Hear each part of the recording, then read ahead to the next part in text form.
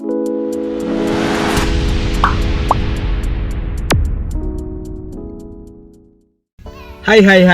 jumpa lagi dengan Angel Solapung Channel.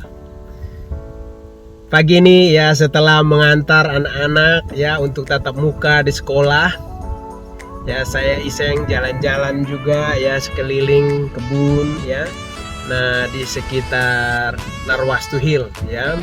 Nah, saat ini saya belum masuk ke dalamnya ya, daerah sebuah lokasi yang sangat bagus juga, tapi ya saya belum masuk ya, hanya di jalan saja. Tapi ya nanti ya kita akan ajak keluarga untuk datang bersama nanti. Bapak Ibu ya, pagi ini ya saya ingin mengisahkan tentang kekuatan afirmasi ya. Bapak Ibu, kekuatan afirmasi ya, atau sesuatu yang diyakini seseorang dan selalu dipikirkan dan dikatakan berulang-ulang ya, hingga masuk sampai alam bawah sadar yang akan mempengaruhi tindakannya. Seperti saat ini lagi iseng melihat FB, saya mendapatkan satu postingan ramalan Roy Kiyoshi untuk setiap pribadi di tahun 2022. Dan saya coba ikut bermain, ternyata hasilnya luar biasa. Keluar nama saya, Angelus, kamu akan membeli rumah dan mobil dengan cash ya. Wow banget ya, sesuai permainan bernama wow ini. Ketika kita aminkan dan terus dipikirkan dan selalu diafirmasikan setiap hari, maka ini akan masuk ke dalam alam bawah sadar menjadi belief system. Maka ya pikiran ini akan terus mencari jalannya yang disebut dengan the law of attraction, hukum daya tarik. Artinya cepat apa lambat akan terjadi karena mestakung, semesta pun mendukung. Saya selalu mempercayai hal-hal positif tersebut mendukung kemajuan hidup. Karena setiap apa yang dikatakan orang, jika kita yakin, maka itu akan terjadi. Sama seperti ketika waktu tahun 2004 terjadi gempa dan tsunami di Aceh. Kebetulan di gereja Santo Antonius Padua, Polonia, Jakarta mengadakan lelang penjualan ukren salib Tuhan Yesus untuk pengumpulan dana sumbangan ke Aceh. Dan saat itu saya memenangkan lelang salib Yesus tersebut yang sangat cocok digantung di rumah. Waktu itu saya belum ada rumah, masih ngontrak ya di daerah Tebet, Jalan M Kebon Baru. Ketika ada seseorang ibu panitia lelang yang mengatakan, "Selamat ya, Anda sudah memenangkan lelang salib Tuhan Yesus ini. Ini bagus sekali, bisa digantung di rumah." Lalu saya bilang, "Ya, saya masih ngontrak, belum punya rumah sendiri." "Wow, selamat, sebentar lagi Bapak segera memiliki rumah sendiri." Langsung saya aminkan dan menjadi kepikiran terus bahwa salib besar itu akan saya taktahkan ya, atau gantungkan di rumah baruku nanti.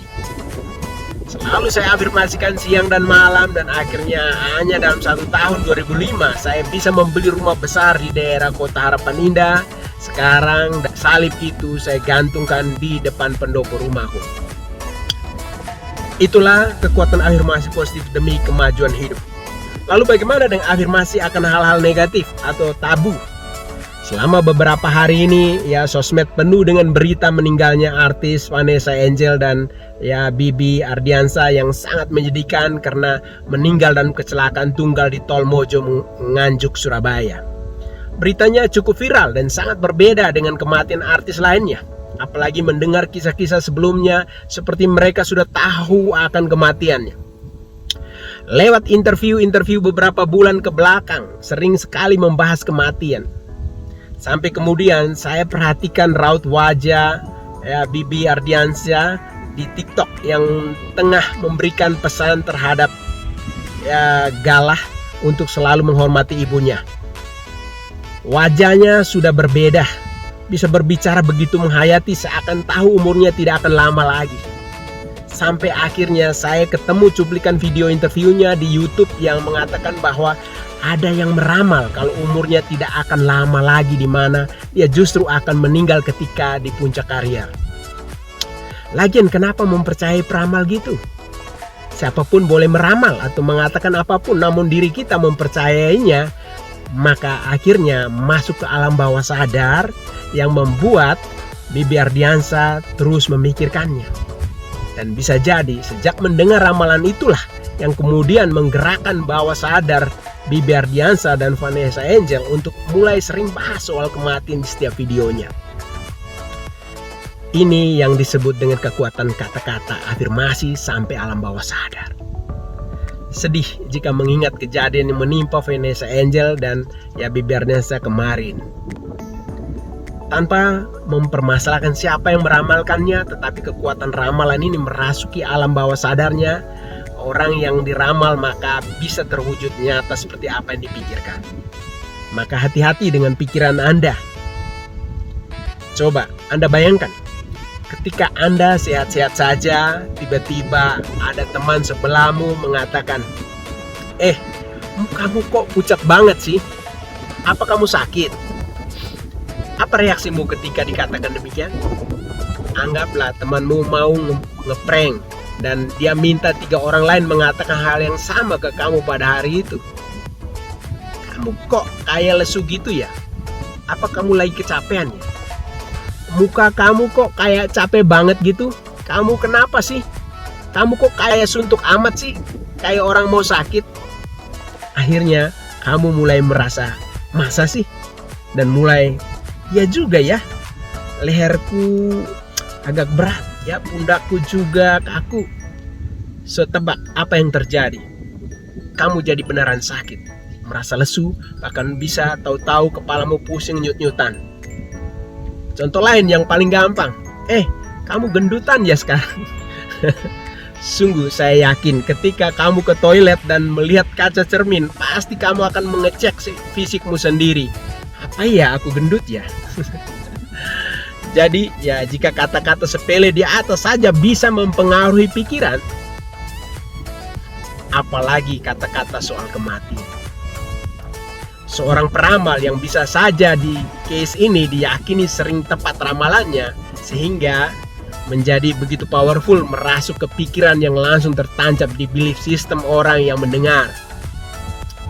Kita yang dengar teman kita ngomong kalau dia diramal jelek, paling spontan ngomong, percaya amat sih, takdir di tangan Tuhan.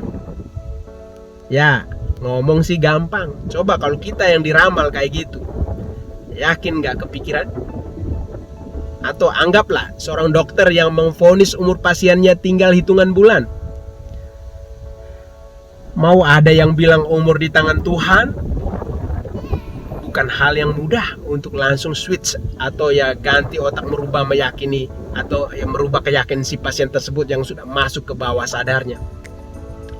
Demikian pun Anda bayangkan jika kamu diramalkan untuk sukses, bisa beli rumah dan mobil baru di tahun 2022. Asal kamu meyakini dan setiap hari mengafirmasikan atau sering mengatakan secara terus menerus sampai didengar oleh alam bawah sadarmu, maka semua itu pasti akan terwujud.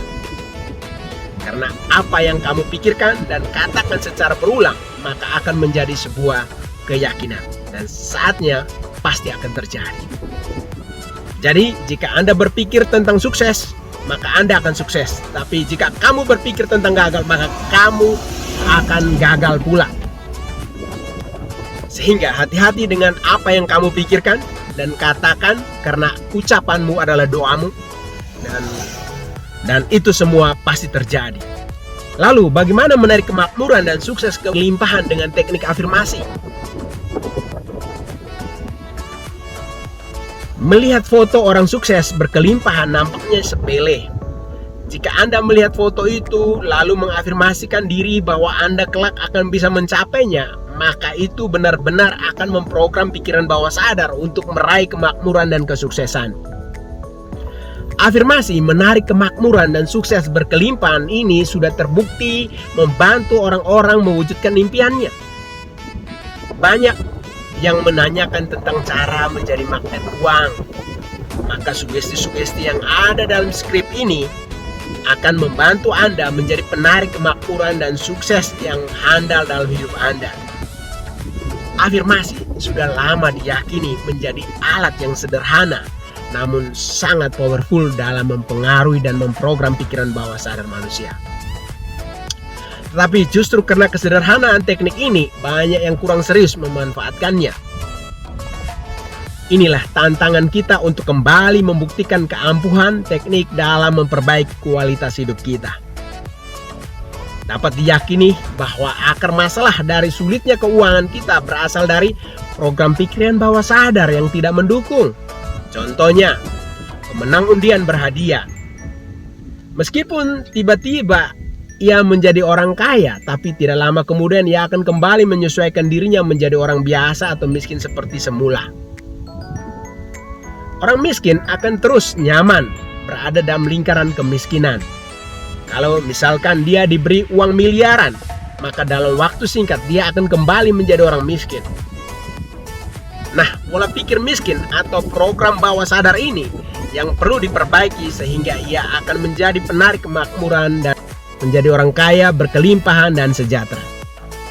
Pemrograman pikiran bawah sadar dengan menggunakan afirmasi ini bukan teknik ajaib dan instan. Ia perlu proses dan butuh waktu, sehingga konsistensi dan keseriusan sangat dibutuhkan untuk bisa menjadikan afirmasi ini bekerja dan berhasil diterapkan pada diri Anda. Karena itu ya, mari ya bangun kekuatan afirmasi positif untuk menggapai masa depan Anda yang cerah ya. Nah, inilah sharing singkat saya di pagi ini. Semoga Anda tetap sehat, Anda bahagia, Anda terus bersyukur dan lakukan sesuatu untuk kemajuan kehidupan Anda. 2021 akan segera berakhir. Mari kita sambut 2022 dengan semangat dan impian yang baru dan lalu afirmasikan menjadi sebuah kekuatan alam bawah sadar yang bisa cepat atau lambat bisa terwujud. Oke, itu aja dari saya. Salam perubahan, Angel Solapung. Bye bye.